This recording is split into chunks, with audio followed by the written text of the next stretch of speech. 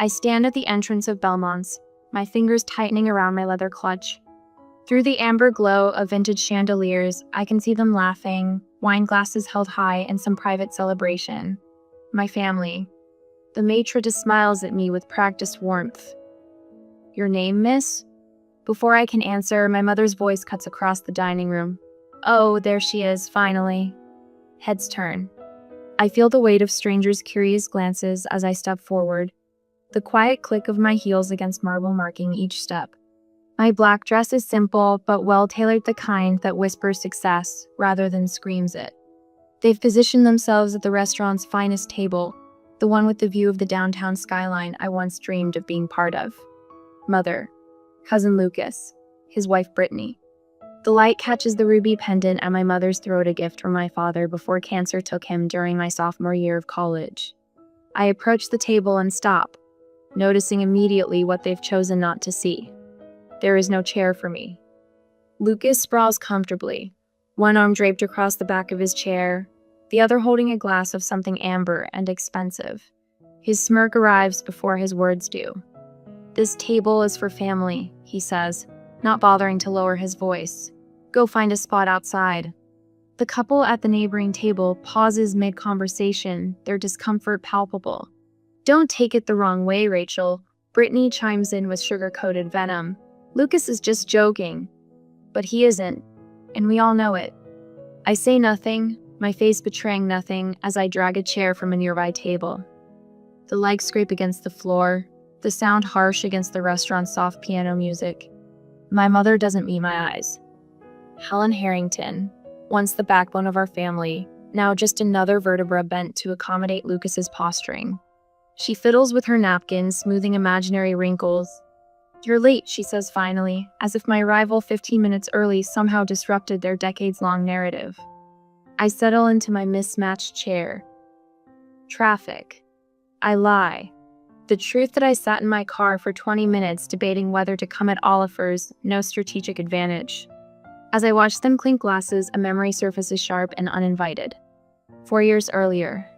My childhood bedroom stripped to bare walls. Cardboard boxes containing everything I owned stacked by the door. "This business idea of yours is just another phase," my father had said, leaning against the doorframe. Not angry. Worse. Dismissive. "You'll be back when reality sets in." I'd moved that day into an apartment so small the kitchen table doubled as my first office desk. I worked 18-hour days, ate ramen heated in a microwave that sparked if you ran it too long, and built my company one client at a time. That first Christmas, I'd called home. The sounds of laughter and clinking glasses had filled the background as my mother explained they were just having a small gathering. One I wasn't invited to. When Meridian Corp signed my first six-figure contract, the validation that changed everything I'd wanted to call them. Instead, I'd opened a bottle of champagne with my 2 employees and toasted to those who believe in themselves when no one else will. "Rachel? Earth to Rachel." Lucas snaps his fingers in front of my face. I blink, straightening in my chair. "Yes?" "We've been talking about St. Bart's," Brittany says, twisting her diamond tennis bracelet. "Lucas and I went in January. The Rothschilds were actually staying at our resort." I take a sip of water. 3 days ago, my mother's desperate phone call had broken our usual pattern of polite monthly check-ins. "It's been so long, sweetie. Everyone misses you." Her voice had carried that particular tone, the one that speaks more in its silence than its words. But loneliness is a powerful motivator, and some buried part of me still longed for a place at the family table. Now I see Lucas's new Rolex glinting as he gestures a watch that costs more than the monthly rent for my first office space. Brittany's purse casually displayed on an empty chair, the designer logo prominently facing outward. Their conversation bounces from exclusive vacation spots to luxury purchases with the frantic energy of performers who've forgotten their next line. I don't participate. I watch. The waiter arrives with coffee, and I wrap my hands around the warm mug, observing the theater playing out before me. "You know what? I'm splurging tonight," Lucas announces, tapping the menu decisively. "The Wagyu ribeye. And let's do the 2015 Bordeaux," he tells the waiter without looking up the price. Life's too short for cheap food. Brittany nods enthusiastically. Lobster for me, and maybe we should start with champagne? It's a special occasion, we should treat ourselves. One by one, they order the most expensive items on the menu, exchanging knowing glances when they think I'm not looking. My mother nervously fidgets with her napkin, complicit but uncomfortable. I hide my small smile behind my coffee cup as understanding dawns. Now I know exactly why I'm here. So then I told the Andersons that waterfront properties in this market are practically giving themselves away, Lucas says, swirling his wine with practiced nonchalance. They signed the paperwork that afternoon. 2 hours. 2 hours of carefully choreographed conversation that flows around me like water around a stone. Every time I open my mouth to speak, Lucas's voice rises half an octave, drowning out my words before they can take root. Nobody cares about work talk at dinner. He interrupts when I begin describing our company's expansion into the European market. His hand dismissively waves in the air between us. We're here to catch up on family stuff. Family stuff. As if I'm not family. As if my life's work is somehow less significant than his fabricated real estate victories. I take a measured sip of water, mentally documenting each slight. The waiter has refilled my glass 4 times. I've barely touched my food. Watching, listening, learning. You look good for someone who works all the time, Brittany offers, her eyes scanning my face for signs of fatigue she can comment on. Do you ever actually leave that office of yours? Before I can answer, she launches into a story about her spa weekend, the words rejuvenation and self-care falling from her lips with practiced ease. My mother reaches across the table, her fingers briefly brushing my wrist. Let's all just enjoy being together, she says, her smile strained at the edges. It's been too long. Whose fault is that? I almost ask, but don't. Instead, I nod and cut a small piece of my untouched salmon. Oh, Lucas, tell Rachel about that new place we tried last month, my mother says suddenly. The Italian one with the chandeliers made from Venetian glass. I set my fork down carefully. Last month? An awkward silence descends, brief but heavy. We try to do this monthly, Brittany explains, examining her manicure. Family dinner. It's tradition. A tradition I'm just now hearing about. I say, the realization settling like ice in my stomach. Lucas clears his throat. Well, you're always so busy, running your little company and all. The diminutive stings exactly as intended. I straighten imperceptibly in my chair. Not too busy for family if invited. My mother's eyes dart nervously between us. More wine, anyone? Lucas seizes the opportunity to shift topics. Speaking of business, he leans forward, his Rolex catching the light. The market's been brutal lately. 3 deals fell through last week. He looks pointedly at me. Not everyone can be swimming in success. I recognize the play immediately. The suggestion of struggle, the implication of need. That Mercedes you were looking at might need to wait, Brittany says, placing a comforting hand on his arm. Such a difficult time to be making big purchases. She turns to me.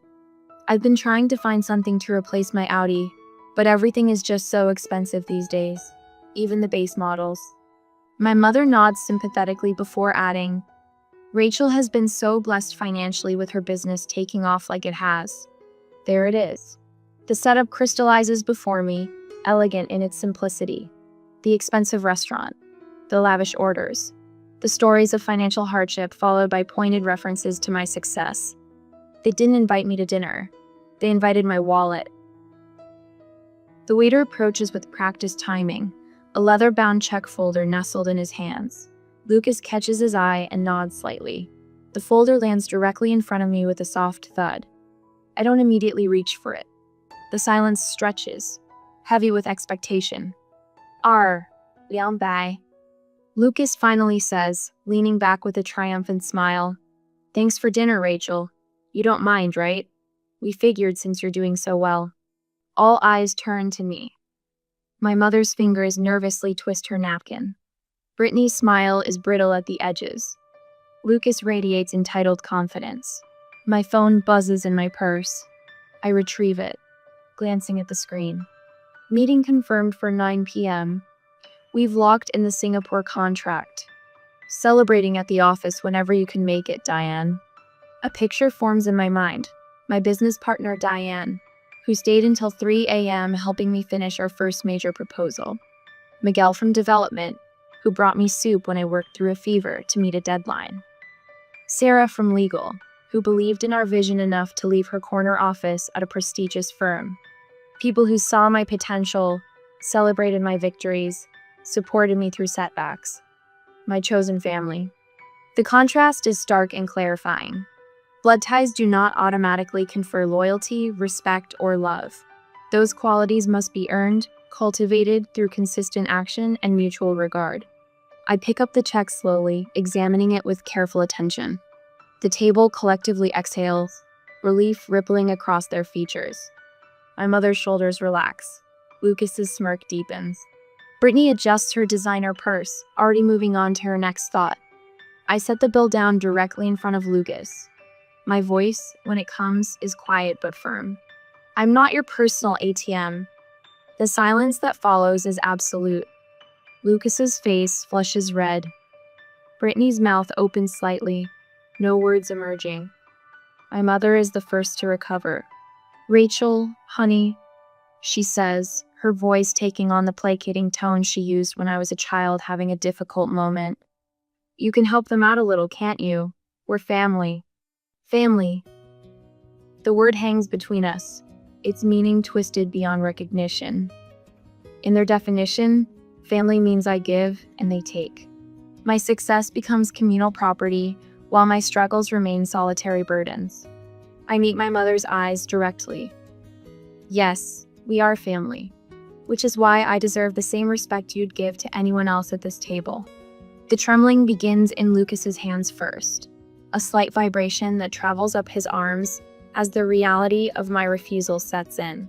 $2,000 of carefully cultivated entitlement crashing against the seawall of my quiet dignity.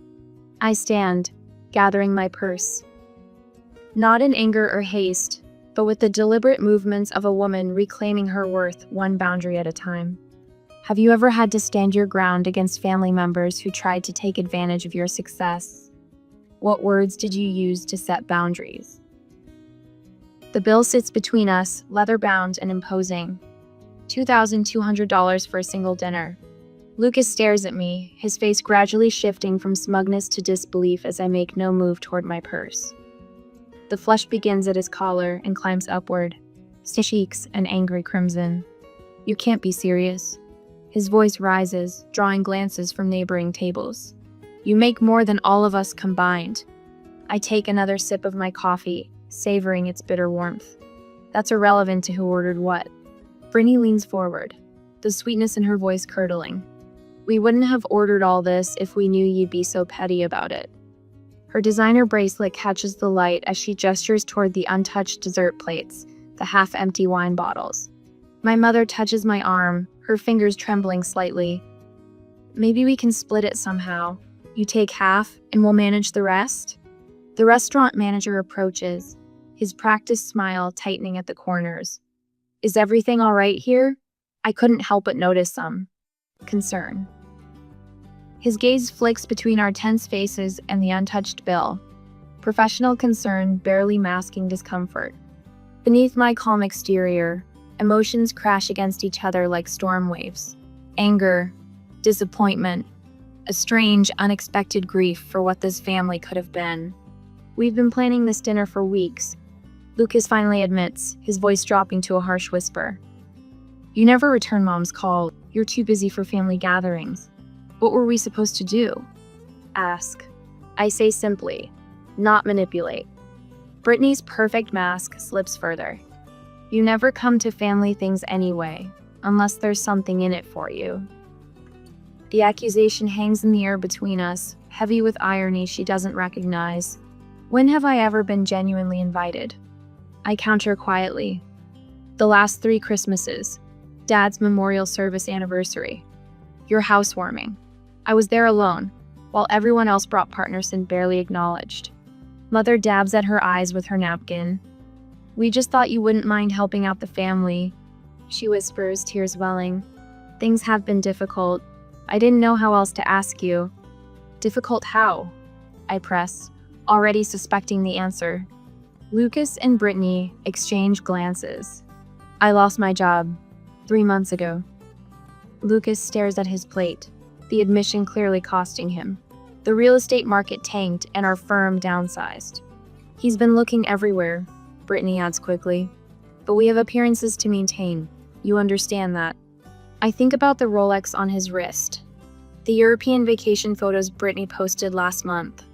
The designer purse preening on its own chair.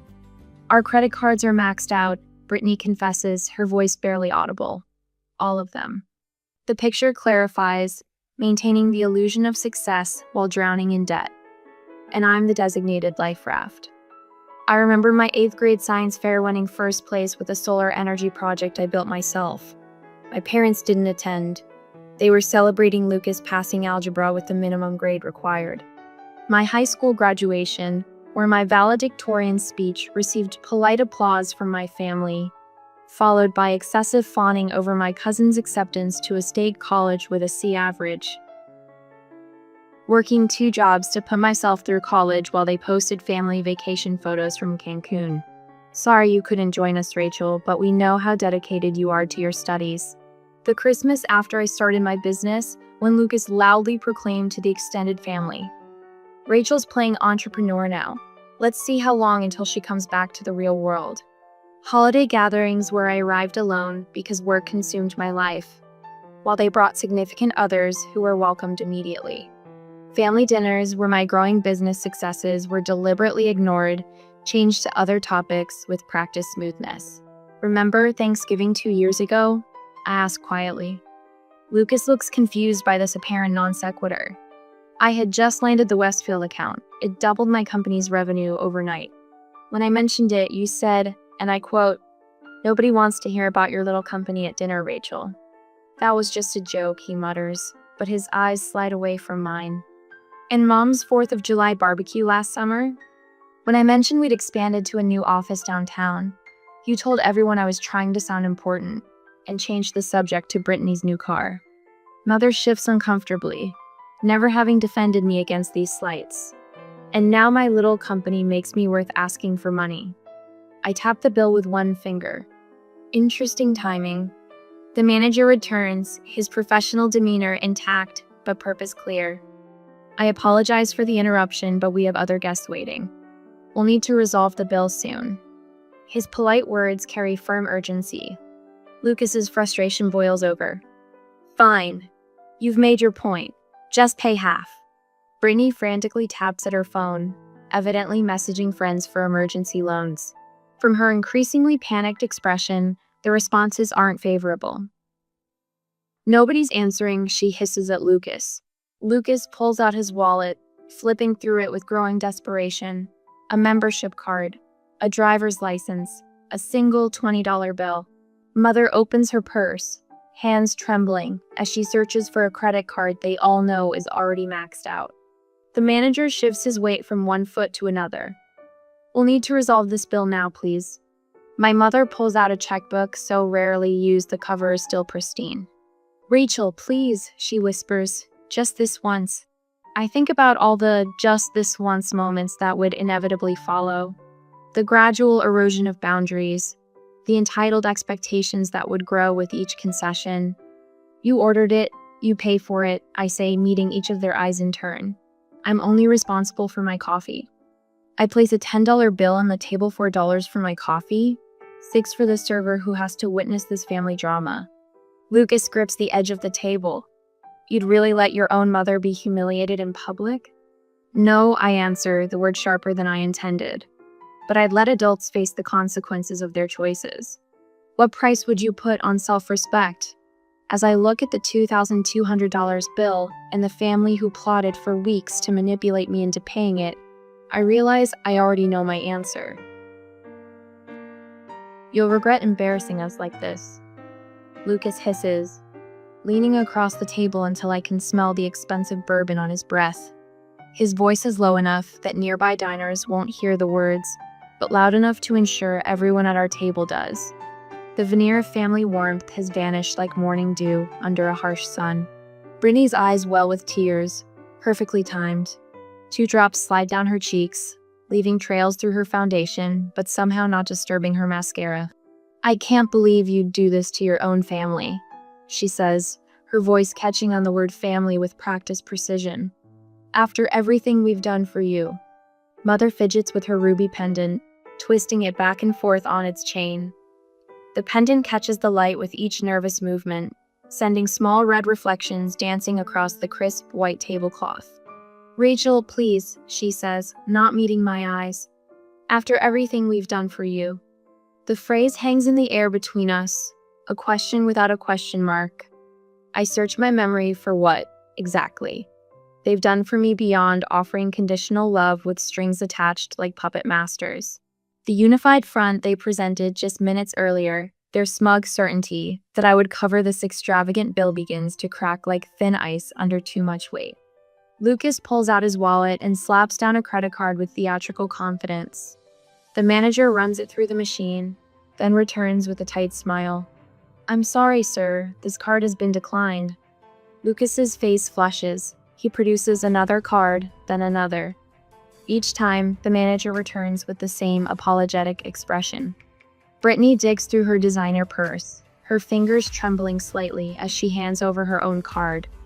"I'm sorry, ma'am." I watch this performance unfold, my coffee now cold between my palms. The weight of their expectations this trap they've laid sits heavily across my shoulders. But as they scramble to solve a problem entirely of their own making, something shifts inside me. I place a $5 bill on the table beside my untouched coffee cup. "For my coffee," I say, adding another 20. "And a tip for our server." 3 pairs of eyes swing toward me, each revealing a different flavor of desperation. Lucas opens his mouth, but I meet his gaze with such steady calm that his words die before reaching his lips. "I'm just letting everyone take responsibility for their own choices," I say, looking at each family member in turn, my voice neither angry nor satisfied, simply resolved. "We all make decisions. We all live with the consequences." I gather my purse and stand, my shoulders, which have been tight with tension since I first walked into Belmont's, suddenly relax. I feel taller, straighter, as if I've put down a burden I've been carrying for years. The manager clears his throat. "Perhaps there's someone else you could call for assistance with the bill." Lucas's nostrils flare as he pulls out his phone. He steps away from the table, his back rigid as he makes a call that clearly pains him more than any physical injury could. Brittany's fingers fly to her wrist, unclasping her tennis bracelet with frantic movements. She begins removing earrings next, piling the jewelry in front of her as if preparing for a pawnshop visit. "Rachel." My mother rises, following me as I step away from the table. Her voice drops to a whisper. "Please reconsider. Just this once. We can work something out later." I turn to face her. For the first time tonight, her expression contains genuine emotion rather than social performance. Fear lurks in the lines around her eyes, not just fear of the bill, but fear of losing me. "This isn't about money," I say gently but firmly. "It's about respect. I won't be used, not even by family, especially not by family." She flinches as if I've slapped her, but the words needed to be said. I catch my reflection in the restaurant's ornate mirror as I turn. The woman looking back at me stands straight, her eyes clear and certain.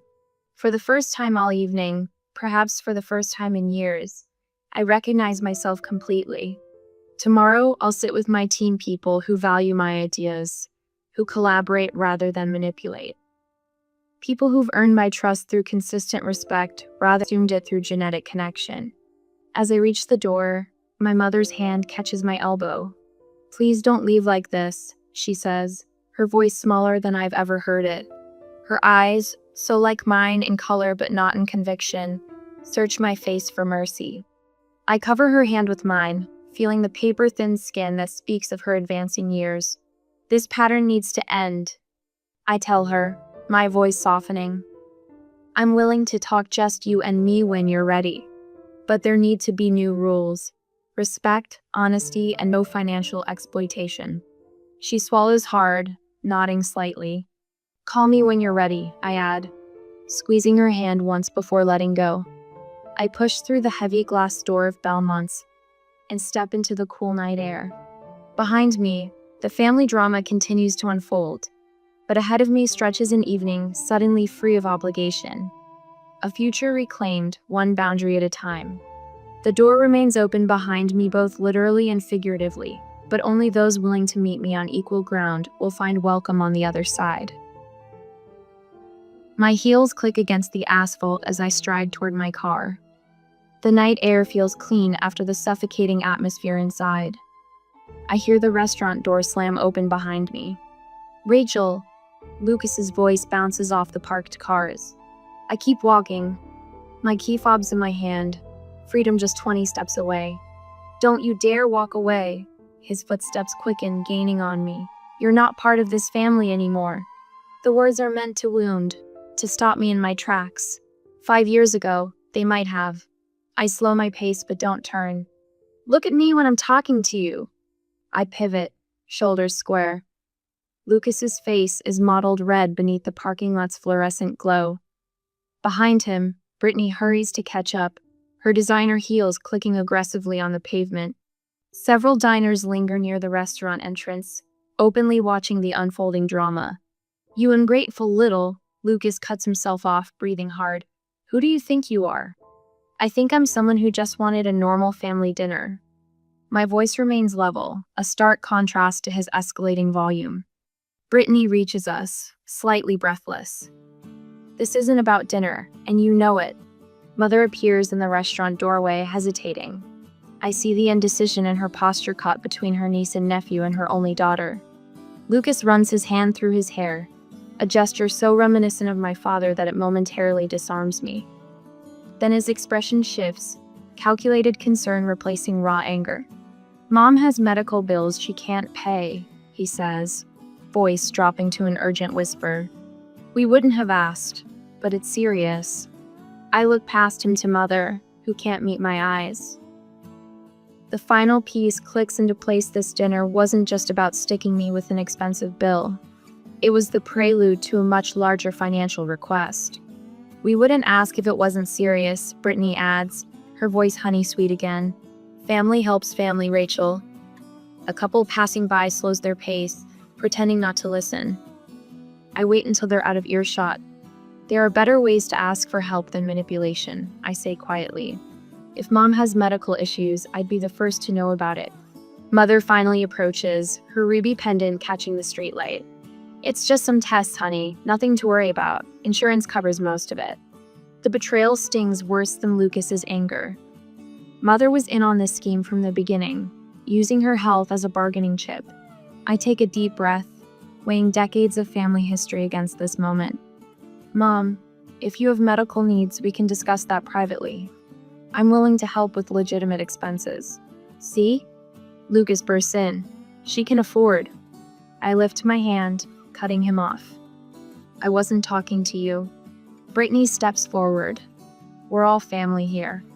Supporting family doesn't mean enabling bad behavior, I reply. Showing up tonight and discovering you plan to use me as your personal ATM isn't how family treats each other. I reach into my purse and extract a business card, holding it out to Mother. She takes it with trembling fingers. Call me tomorrow. Just you, I tell her. Then I turn to Lucas and Brittany. Figure out your own bill tonight.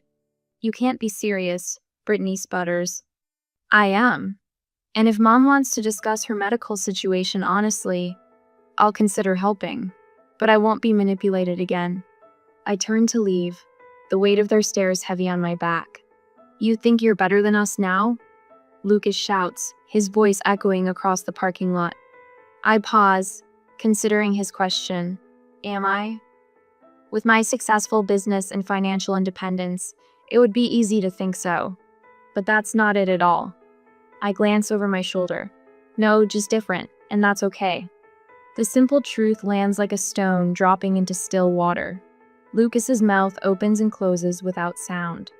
Beside him, Brittany sinks onto a nearby bench, her facade completely shattered. All the energy she'd put into maintaining appearances drains away in an instant. Mother stands frozen between us, her gaze darting from me to Lucas and Brittany. I see the silent calculation in her eyes follow her daughter, or stay with her niece and nephew.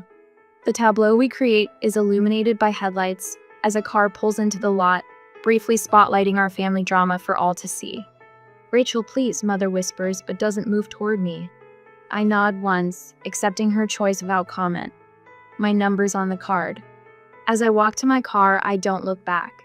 The sharp night air fills my lungs with each breath, and I realize I'm not sad, I'm relieved. For the first time in years, I've spoken my truth without apology. My hand doesn't shake when I unlock my car door. The woman reflected in my window looks steady, unbroken. Different, not better. And finally at peace with that distinction. Inside the safety of my car, I allow myself one deep, shuddering breath before turning the key in the ignition. As I drive away from Belmont's, I leave behind more than an unpaid dinner bill. I leave behind the weight of expectations I never agreed to carry. Tomorrow, Mother may call, or she may not. Either way, I'll sleep soundly tonight. I stand at the wall of windows in my office, watching the city awaken beneath me. 3 months since Belmont's. 3 months of reclaiming what family means. The morning light catches on the framed photo on my desk, me at 22. Exhausted but determined, sitting at that kitchen table that doubled as my first desk. I touch the frame lightly, a silent acknowledgement of how far I've come. "Rachel?" Maya, my operations director, appears in the doorway. "Team's ready when you are." I follow her into our conference room where 6 faces turn to me with something I never found at that restaurant table: genuine respect. "Let's begin," I say, and the meeting flows with the practiced rhythm of people who value each other's contributions. No one speaks over anyone else. No one belittles ideas.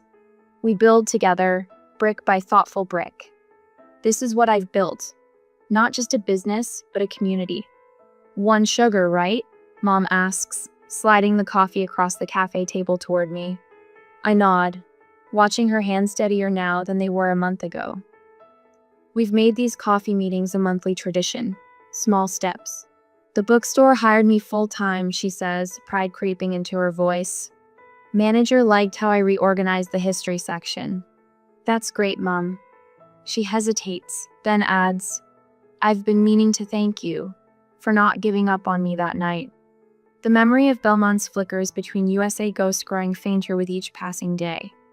I'm learning too, I admit, about where to invest my energy. Last week, Mom joined us for my birthday dinner, not at some ostentatious restaurant, but in Eliza's backyard. My friend since college, Eliza had strung lights across her patio and cooked my favorite lasagna.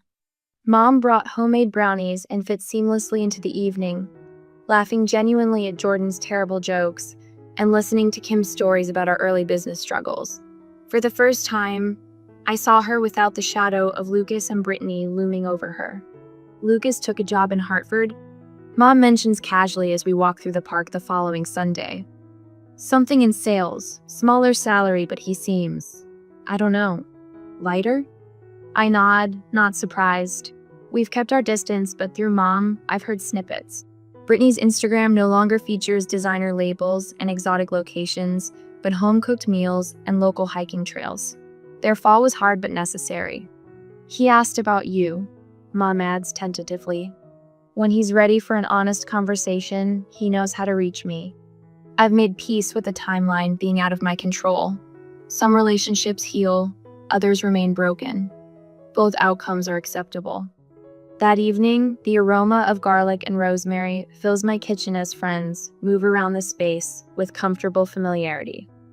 Mom arranges her homemade rolls in a basket, contributing rather than expecting. Wine's open, calls Eliza, pouring generously. We gather around my table, not the expensive mahogany Lucas would choose, but a warm cherry wood that bears the gentle scars of dinners past. Each mark tells a story of laughter, of tears shed in safe company, of midnight brainstorming sessions. As conversations overlap and weave together, I realize what I've created here. Not the pale imitation of connection that lived in those strained restaurant meals, but something authentic. These people see Menet as a resource to exploit, but as a whole person, flaws and strengths alike. Later, Mom and I walk along the shoreline near my apartment, the sunset painting the water gold. When she stumbles on a rocky patch, I offer my arm without hesitation. "I'm glad we found our way back to each other," she says softly. I help her navigate the uneven ground, supporting without carrying. "Family isn't who you're born to," I tell her. "It's who you choose to become together."